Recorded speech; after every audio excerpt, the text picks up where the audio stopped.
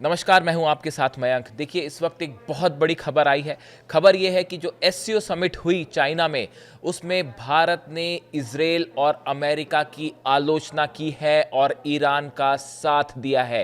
देखिए, ये बहुत बड़ी खबर है और इसको एक बड़ा स्टैंड चेंज माना जा रहा है भारत का ईरान के पक्ष में। देखिए, ये एक ऐसी खबर है जिसको बहुत सारे लोग कह रहे हैं कि ये भारत और ईरान के नए युग की दोस्ती की, नए युग की शुरुआत भी हो सकती है।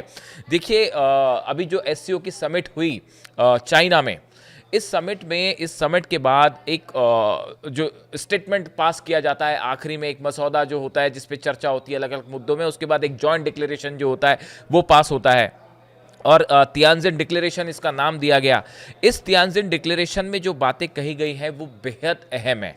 देखिए, इसमें कहा गया, जो खबर भारत को लेके है, ईरान से जुड़ी हुई, in a diplomatic shift India joined fellow SCO members states on Monday in strongly condemning the US and Israeli strikes on Iran in June 2025। जून में जो हमले किए गए ईरान के ऊपर, जो इजराइल और अमेरिका ने हमले किए, भारत समेत सभी देशों ने इसकी तीखी आलोचना की है कि ये हमले गलत थे ईरान को लेकर। Tianjin Declaration described the attack as a violation of international law and Iran's sovereignty and called for the protection of nuclear infrastructure and civilians। देखिए, इस जॉइंट डिक्लेरेशन में ये कहा गया, जिसमें भारत के भी हस्ताक्षर हैं, ये कहा गया कि ईरान पर जो हमले हुए थे वो ईरान की सॉवरेंटी का उल्लंघन था, ईरान की आज़ादी पे हमला था, ईरान की जो संप्रभुता है उसके खिलाफ ये हमले थे।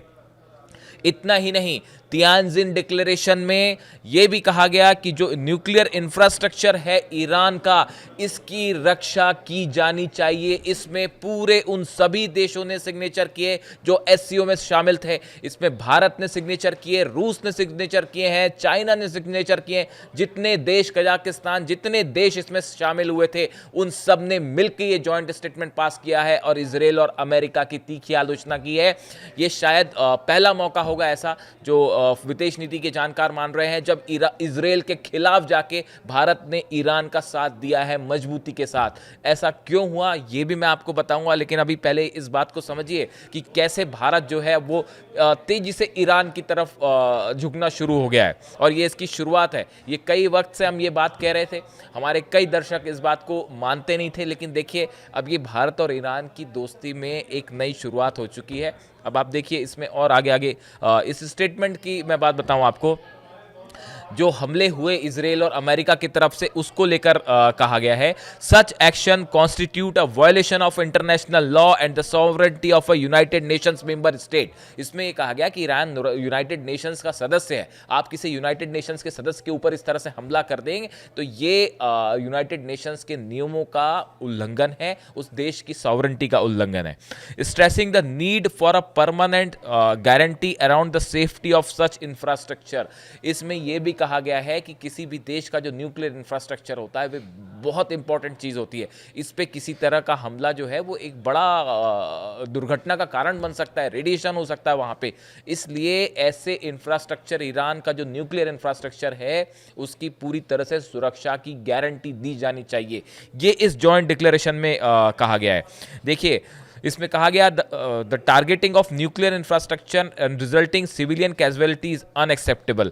Protection of such facilities must be insured on a permanent basis. Iran के न्यूक्लियर जो फोर्दो, इस्फहान पे जो हमले हुए, नातांज पे, यहाँ का जो न्यूक्लियर इंफ्रास्ट्रक्चर है, इसकी सेफ्टी बहुत ज़रूरी है। और इसमें कहा गया कि इस तरह के जो इंफ्रास्ट्रक्चर होते हैं, इसकी परमानेंट सुरक्षा की गारंटी होनी चाहिए। ये ईरान की बहुत बड़ी जीत है। और सबसे बड़ी बात है कि भारत जो है बहुत खुल के जो है वो इसने साइन किए इस डिक्लेरेशन के ऊपर और खुल के ईरान के साथ नजर आया। ये बड़ा मेजर शिफ्ट माना जा रहा है भारत की विदेश नीति को लेकर। देखिए, अब से करीब 2 महीने पहले एससीओ की एक और समिट हुई थी। उस समिट में भी इस तरह का प्रस्ताव था, लेकिन उस समय जब चर्चा हो रही थी इस मुद्दे में, ईरान और इजराइल, उस समय युद्ध नया नया शुरू हुआ था, उस समय जब चर्चा हुई थी तो भारत उस डिस्कशन का हिस्सा नहीं था और भारत ने उस जॉइंट स्टेटमेंट पे हस्ताक्षर नहीं किए थे। ये 2 महीने पुरानी बात है, लेकिन देखिए 2 महीने में काफ़ी कुछ चीज़ें बदली हैं। ईरान के विदेश मंत्री अब्बास अराक्ची साहब भारत के दौरे पर आए और वो ऐसे समय पे भारत आए थे जब भारत और पाकिस्तान के बीच युद्ध चल रहा था। आप देखें पिछले कुछ समय के अंदर ईरान और भारत के बीच में नज़दीकियां तेजी से बढ़ी हैं। जो ईरान का रुख है भारत को लेके वो बहुत ही साफ है। देखिए मैंने अपने खुद के आपको वीडियो में बताया था कि अली खामेनी साहब की तरफ से ये कहा गया, ये कुछ 6-7 महीने पहले की बात है, कि भारत के साथ, चीन के साथ, रूस के साथ ये वो देश है कि तेज़ी के साथ कोऑपरेशन ईरान को बढ़ाना होगा। देखिए हमेशा जंग से विकास नहीं होता है, आपको इकोनॉमिक कोऑपरेशन बढ़ाना होगा, स्पेस सेक्टर में कोऑपरेशन बढ़ाना होगा, इंपोर्ट एक्सपोर्ट बढ़ाना होगा, ऑयल बिजनेस में आपको तरक्की करनी होगी। तो खामेनी साहब की तरफ से ये आदेश दिए गए थे आईआरजीसी को और वहाँ की सरकार को कि जिन देशों के साथ भारत को कोऑपरेशन करना है उसमें उन्होंने भारत को भी शामिल किया कि आने वाले वक्त में भारत के साथ मिल के ईरान को चलना होगा और तेज़ी से विकास की दिशा में आगे बढ़ना होगा। यहां से ये एक बड़ा संदेश था जिसको लेकर ईरान आगे बढ़ा। उसके बाद देखिए दूसरी बड़ी चीज ये हुई कि जो टैरिफ वाला मुद्दा हुआ, टैरिफ वाले मुद्दे पर ट्रंप ने जो है वो 6 ऐसी भारत की कंपनीज पर सैंक्शंस लगाए जो कि ईरान के साथ पेट्रोकेमिकल्स का इंपोर्ट एक्सपोर्ट कर रही थी। यहाँ पे ये एक बड़ा मुद्दा था और इस मुद्दे पे ईरान खुल के भारत के साथ आया। ईरान ने कहा कि आप हमसे ऑयल खरीदिए, ईरान की तरफ से ऑफर किया गया। ये उस समय आया जब ट्रंप भारत पे टैरिफ लगा रहे थे और 25% टैरिफ लग चुका था और ये कह रहे थे कि अगर आप रशिया से ऑयल खरीदेंगे तो 25% और टैरिफ लगेगा, जो बाद में लगा दिया गया।